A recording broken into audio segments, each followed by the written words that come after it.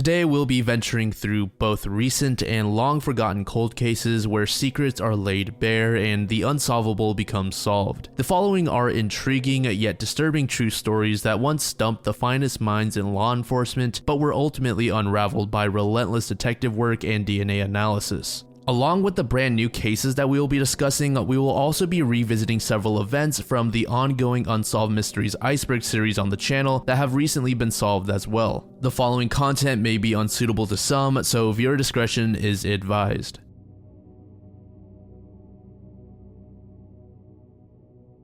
Back in 2017, Kayla Unbihan disappeared from her mother's home in Illinois. How exactly did she disappear, you might ask? Well, apparently her mother, who did not have custody of the child, had abducted her, and for 6 years, Kayla was living completely off the grid. Kayla was born in Chicago on the 5th of July 2008 to Ryan Deskerka and Heather Unbihan. But unfortunately, down the road, the family split, resulting in Ryan obtaining custody over Kayla. It was July 4th, 2017 when Kayla was dropped off at her mother's to spend the day with her. Both Ryan and Heather agreed that Kayla was to be returned on the following day, which just so happened to be her 9th birthday. But the scheduled meetup between the parents never actually happened. Neither Kayla nor her mother showed up on the scheduled date and the time of the exchange. Ryan immediately contacted the police and a search party was formed. Investigators discovered that Heather had deleted all of her social media accounts and they couldn't track her phone either, so they assumed she either destroyed it or had it intentionally shut off. Police went door to door interviewing all of Heather's neighbors, and one of them stated that they saw Heather tying what looked to be her belongings to the top of her vehicle. Some of Heather's family members mentioned she had shared details about visiting an undisclosed location for a night of camping. The family believed she said it was going to be in Wisconsin. They were also told they would return no later than 5 p.m. on the 5th of July since she had to return Kayla to her father. A GoFundMe was started soon after Kayla's disappearance, and Ryan himself was out searching for donations, clues, and assistance in locating his daughter. Police agencies all around the US were working together to gather leads and tips that may help in finding Heather and Kayla. But as the list of leads was exhausted and Ryan's funds from the donations ran dry, the case fell cold. Over the course of 6 years, one of the donation pages set up for the search raised about $2,500. The goal was $10,000, with the last donation being made around 2019. However, late in 2022, the case reignited its spark. A photo of Kayla was inserted into an episode of Unsolved Mysteries on Netflix. This photo, as well as an age progression image, were shown for no more than 5 seconds, but this turned out to be enough.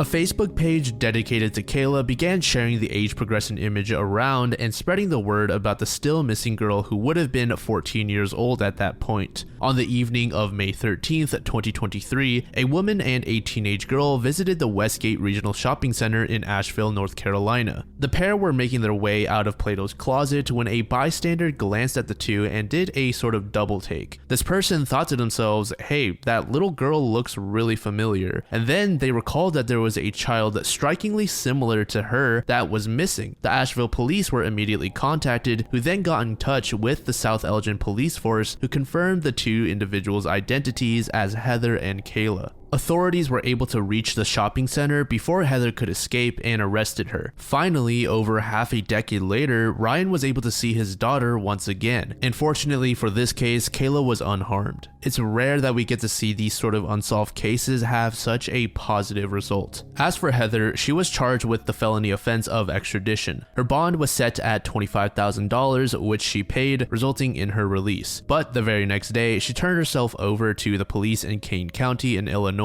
She appeared before a judge on May 18th, 2023 and was released on bond, but she had to wear a monitoring device at all times. Ryan also obtained an order of protection against Heather, which did not allow her to come within 1,000 feet of Kayla. The now teenage Kayla was in great health, and her father was grateful to everyone for assisting in bringing her back.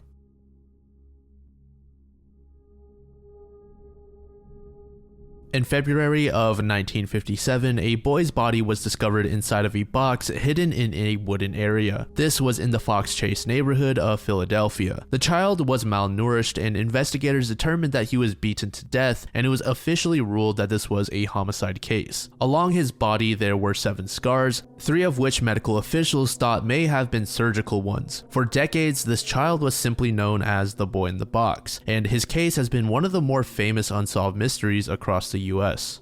Sympathetic residents plastered his photo all over the city in hopes that someone would come forward to identify the child, but as the decades flew by and leads were explored, the boy's identity remained unknown. That was until December of 2022, over 6 decades later, when Philadelphia police held a conference to announce that the boy in the box had been identified. After extensive DNA and genetic genealogy tests, the boy was identified as Joseph Augustus Zarelli. Joseph was born on January 13, 1953, meaning he was only 4 years old at the time of his death.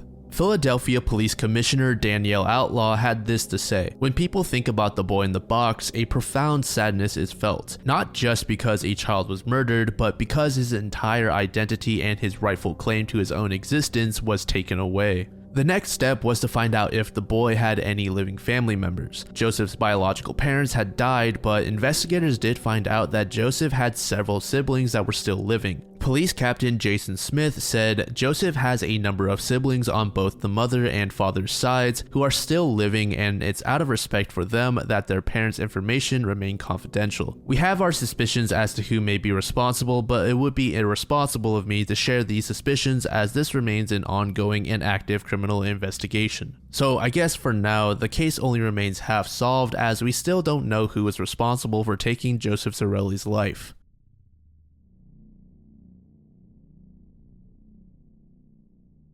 Over half a decade ago, 2 teenage girls by the names of Libby and Abby Williams were found dead in Indiana. It was February 2017 when the 2 friends decided to visit a trail near the Monon High Bridge. Their parents were skeptical at first, thinking that it may be dangerous to send a 14 and 13-year-old out in such an area alone. But the kids were persuasive, so they were eventually dropped off near the bridge around 1 p.m. on February 13th. They were supposed to be picked up in about 2 hours, so around 3 p.m. An hour passed and Libby posted a photo of Abby walking on a bridge to her Snapchat. Once another hour passed and it was 3 p.m., Libby's father pulled up to grab the girls, but they never showed up. He grew increasingly anxious as each minute passed, and after suspecting something bad had happened, he contacted authorities. The bodies of the girls were later discovered the next day in a wooded area near the Monon High Bridge.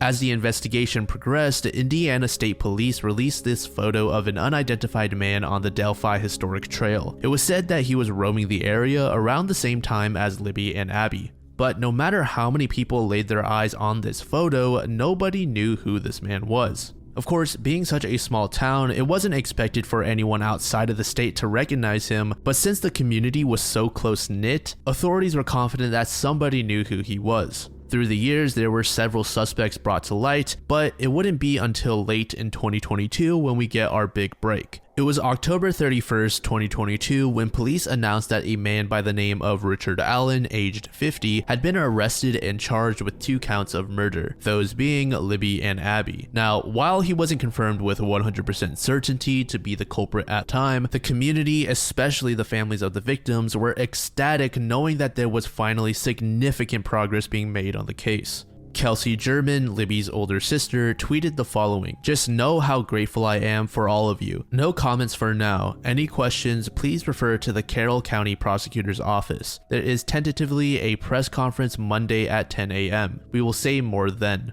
Richard lived less than 5 minutes from the Monon High Bridge. He moved into the area back in 2006 and has been living there ever since. He is also married with a daughter. In December of 2021, Richard even posted a photo to his Facebook smiling in front of a police sketch of the suspect in a bar. Additionally, it appears that Richard Allen has not had any previous run-ins with the law. During the initial stages of the investigation, police found an unspent .40 caliber round between the bodies of the 2 girls. Investigators were able to utilize forensic technology to determine that the bullet had been cycled through a Sig Sauer P226, which is a firearm owned by Richard Allen. Richard purchased the gun back in 2001, and when authorities questioned him about it, he said he never allowed anyone to use or borrow it. Richard entered a not guilty plea with his attorneys. He was working at a local CVS at the time as a licensed pharmacy technician and really was just hiding in plain sight the entire time. When Libby's grandmother Becky learned the news, she said that her family actually went to the same CVS to get photos of the girls to post around the neighborhood, and Richard didn't charge them for those photos. Other CVS customers said that Richard was inconspicuous and just seemed like any other guy, offering help to all customers as they walked through the doors. What you're seeing on screen right now is actually a statement made by CVS regarding Richard's arrest. In an Indiana court hearing, prosecutors stated that Richard had made several incriminating admissions regarding the murders in the months after he was arrested. Richard's attorney did admit that Allen had, quote, made incriminating statements implicating himself in the crime, but they insisted that those statements were inconsistent and thus shouldn't be used. Additionally, they stated that Allen couldn't be trusted as he was in a poor mental state and initially denied being responsible. And as far as I know, those actual statements have never surfaced. From what I could find, it seems that Richard is still pleading not guilty as of July of this year and is due for a trial in January.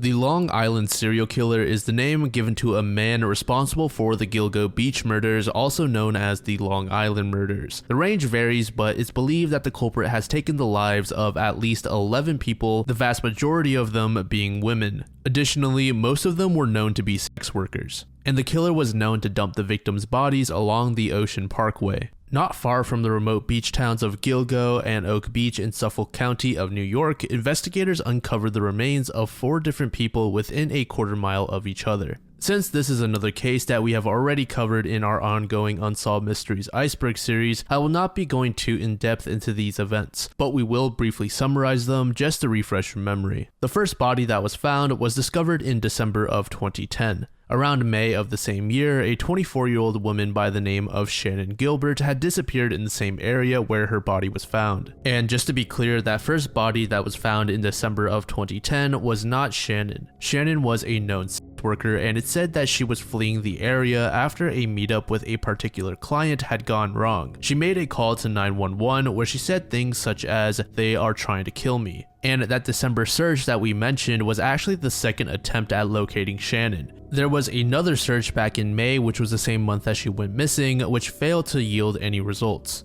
A police officer named John Malia and his cadaver dog swept the edge of the Ocean Parkway through the dense vegetation and thin layer of snow. They eventually found the first of what would be 4 bodies. These victims' names were Melissa Barthélemy, Maureen Bernard, Megan Waterman, and Amber Costello. And it was Melissa's body who was the first to be discovered. Then in March of the next year, remains belonging to a woman named Jessica Taylor were also found. The month after that, the remains of an unidentified female toddler, an unidentified Asian male, and a woman identified as Valerie Mack were also discovered in the general area. I'd also like to note that both Jessica Taylor and Valerie Mack's remains were partially discovered back in the early to mid 2000s, but it was only during this most recent search where the rest were found. Not long after, investigators found another 2 bodies. One of them was a woman named Karen Vergata, and the other was an unidentified woman who was found to be the mother of that toddler we mentioned. Years passed and there were several suspects that were pretty notable, but the man we're going to talk about today was arrested in July of 2023 and was charged with 3 counts of first-degree murder as well as 3 counts of second-degree murder. This man's name is Rex Heuermann.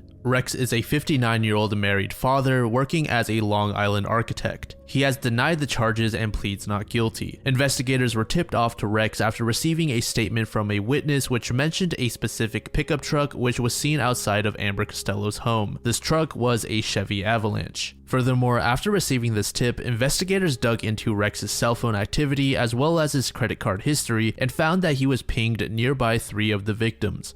It's also said that police matched Rex's DNA to DNA found on one of the victims by using an uneaten pizza crust found in his trash. This pizza had a hair on it that was matched to a male hair that was located on the material that was used to wrap up the victims' bodies. And to make Rex's situation all the more dire, there's the fact that police found numerous burner phones and emails with false names owned by Rex. According to one officer, one of those burner phones actually belonged to one of the victims, which Rex even used to contact the victim's family to say, "I killed her." During his hearing in August, he pleaded not guilty and is currently being held without bail. This investigation is ongoing, so details are subject to change, and he is scheduled for a pretrial hearing in late September.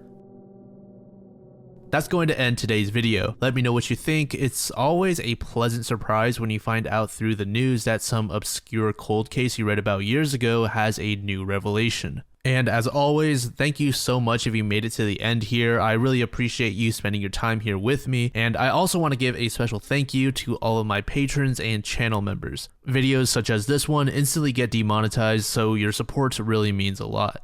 Thank you to 4L60E, Adventure Ted, Astrid Yessing, Bad Baphomet, Beck Wells, Cam Haha, Chaz It Up, Chris, Cody Grandman, Courtney Von Schriltz, Derek Waterbury, David Veltman, Dip Shizzle, Evil Dead Bread, Flannery Rose, Giselle Sweet Moncour, Glitter Fleshgum, Grace, Greg, HaloFan234, Harley Deadmond, Jackson W, John Thomas, Jonah Hudson, Joseph Virgin, Len, Low Life, Main Adam, -5 stars, Mamshiba 101, Me4, Morgan Smith, Maui, Neve, Al Yoop, Pedro Elizondo Jr., Ray Booney, Sally Bunce, Sasha Wise, Sarah Kruder, Sarah Richardson, Skylar Morris, Sophie Livingstone, Steve Sharofsky, Synthrunner, Taylor Stone King, Tony, I think this is pronounced Swanevelt, apologies if I messed up your last name, Typical Ethan, and Victor Chamil. Thank you all so much. It's just insane to me that there are this many of you guys that are choosing to support me outside of just watching my videos, so truly thank you so much. I say it a lot, but I mean it.